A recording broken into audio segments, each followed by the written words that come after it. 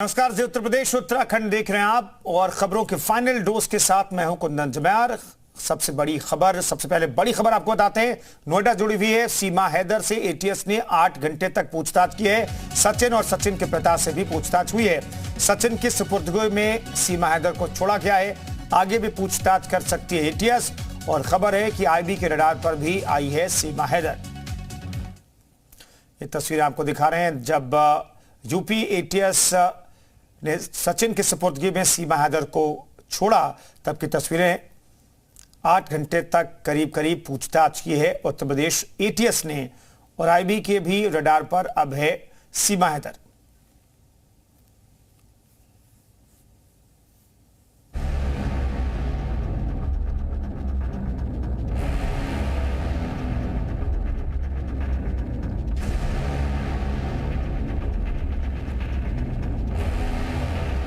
सीमा हैदर अपने 4 बच्चों के साथ पाकिस्तान से दुबई और नेपाल होते हुए हिंदुस्तान में दाखिल कैसे हुई?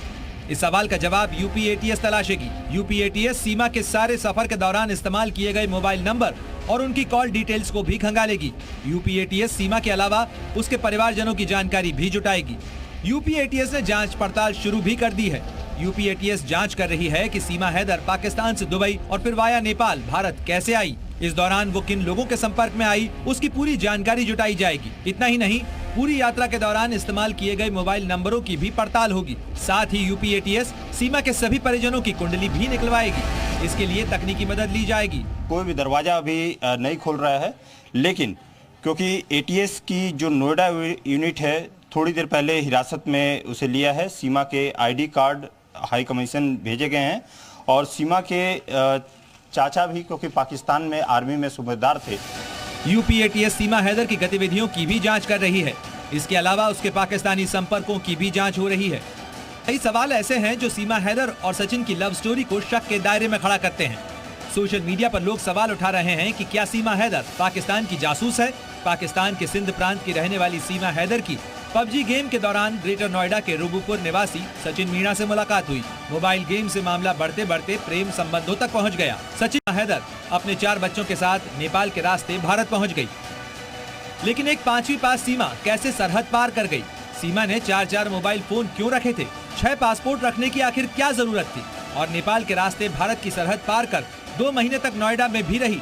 इस दौरान जांच एजेंसियों को कैसे भनक नहीं लगी?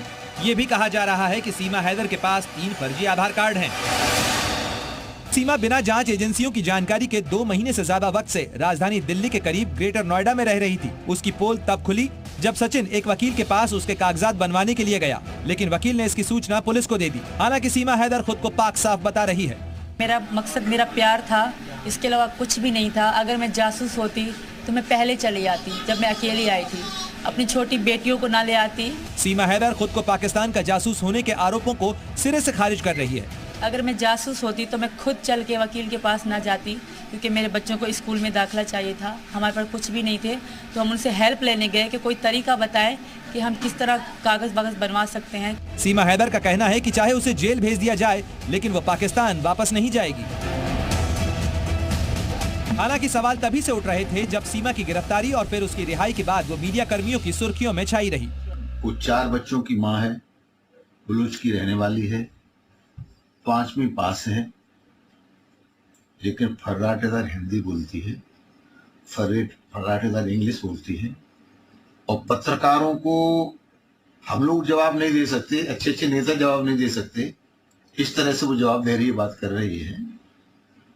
तो कई बार लगता है कि इस प्रेम में कहीं कोई साजिश तो नहीं है। सवाल ये भी उठ रहे हैं कि सीमा हैदर पहले मुस्लिम थी, लेकिन वो इतनी जल्दी कैसे नमाज का तरीका या कुरान की छोटी छोटी आयत तक भूल गई। अगर कोई इंसान 20-25 साल मजहब इस्लाम के ऊपर अमल करता चला आ रहा है, तो क्या वो 10 या 15 या 20 दिन के अंदर वो तमाम 20-25 साल के अपने अमाल और अहकामात को भूल जाएगा?